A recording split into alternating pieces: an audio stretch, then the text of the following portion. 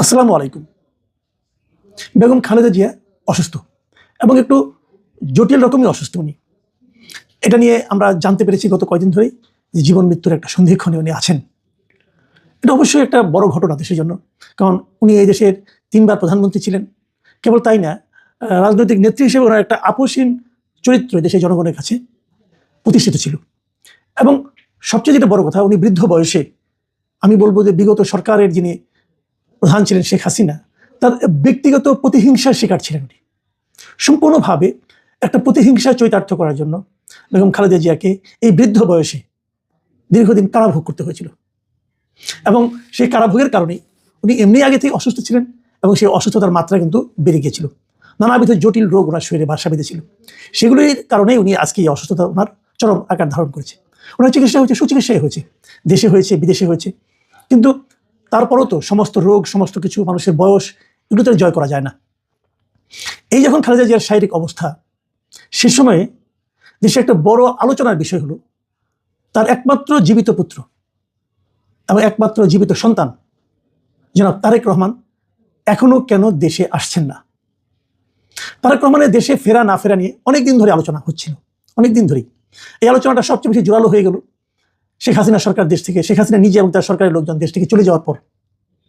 তখন তারেক রহমানের জন্য একটা অনুকূল পরিবেশ ছিল। তখন বারবার বলা হচ্ছিল যে শেখ হাসিনা চলে গেল, তারেক রহমানের নামে বেশ কয়েকটা মামলা আছে। তারপর দেখা গেলো সেই মামলাগুলো একে একে উঠে গেল।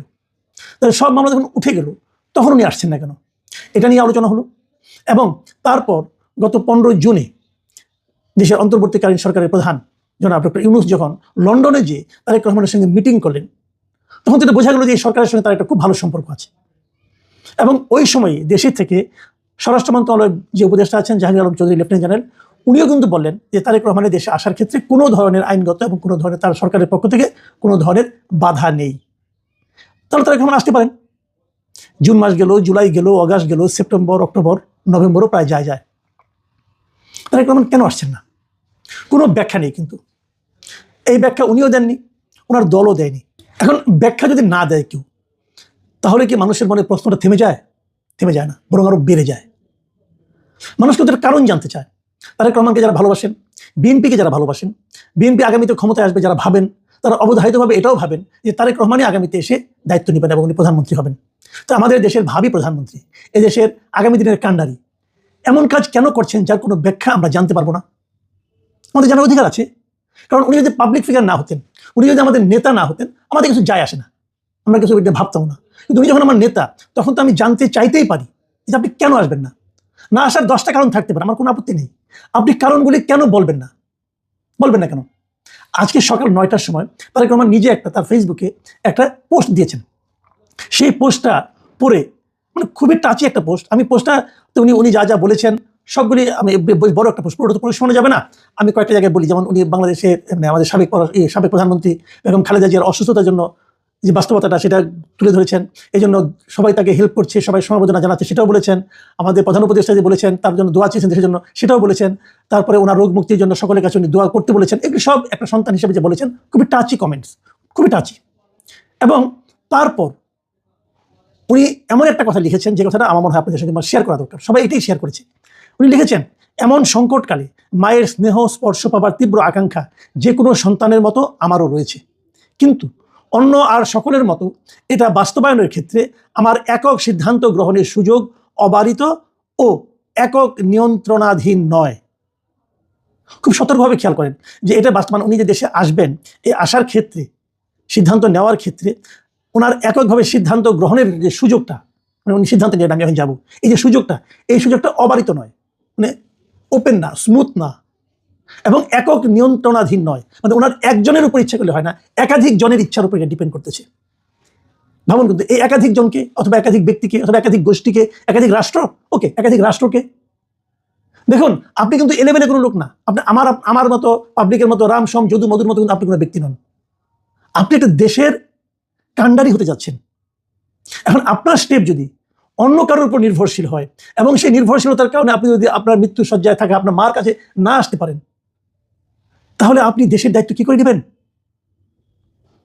তখন যদি আপনার উপর এরকম যারা এখন মানে আপনাকে সিদ্ধান্ত নিতে দিচ্ছে না, মায়ের কাছে যেতে দেওয়ার ক্ষেত্রে সিদ্ধান্ত নিতে দিচ্ছে না, তারা তখন যদি আপনার দেশের পক্ষে একটা ভালো সিদ্ধান্ত নেওয়ার ক্ষেত্রে বাধা সৃষ্টি করে, তখন আপনি কি করবেন? আপনি কিন্তু এই প্রশ্নগুলো কিন্তু আমি করতাম না, এই প্রশ্নগুলো আপনি আমার মনে জাগিয়ে দিলেন। এই প্রশ্ন দেশের অনেকেই করছে। এই প্রশ্নের জবাব তারেক রহমান আপনাকে দিয়ে দিতে হবে। আপনাকে নিয়ে আমরা আকাশ সমান কল্পনা, আমাদের আকাশ সমান ভরসা আমাদের। আমরা মনে করি পৃথিবীর কেউ আপনাকে দমাতে পারবে না, আর আপনি বলছেন যে আপনার একক নিয়ন্ত্রণের মধ্যে নাই। যে কেমন কথা? আচ্ছা ঠিক আছে, আমি তারপর আরেকটু পড়ি। স্পর্শকাতর এই বিষয়টি বিস্তারিত বর্ণনার অবকাশও সীমিত, মানে আপনি ব্যাখ্যাও করবেন না। আচ্ছা, রাজনৈতিক বাস্তবতার এই পরিস্থিতি প্রত্যাশিত পর্যায়ে উপনীত হওয়া মাত্রই স্বদেশ প্রত্যাবর্তনে আমার সুদীর্ঘ উদ্বিগ্ন প্রতীক্ষার অবসান ঘটবে বলেই আমাদের পরিবার আশাবাদী। মানে আপনি এসে আপনার পরিবারকে কিন্তু জড়িয়ে নিচ্ছেন। পরিবার মানে আপনার স্ত্রী, কন্যা, এই তো। তাহলে তাদেরকে আপনাকে নিয়ে কোনো আতঙ্ক কাজ করছে? করতে পারে। এটা কিন্তু খুব গুরুত্বপূর্ণ, এটাকে আমি খুব গুরুত্ব দিই। ফ্যামিলি ফার্স্ট, ফ্যামিলি অবশ্যই জরুরি, কিন্তু যখন আপনি দেশের মানুষের দায়িত্ব নেবেন তখন দেশটা তো আপনার ফ্যামিলি। আমি তো তেমন লোককে আমার দেশের কর্ণধার বানাতে চাই যে নাকি আমাদেরকে তার family, part of his family মনে করে। দেখুন, আপনার মা কিন্তু কেবল অসুস্থ না, দেশটাও অসুস্থ।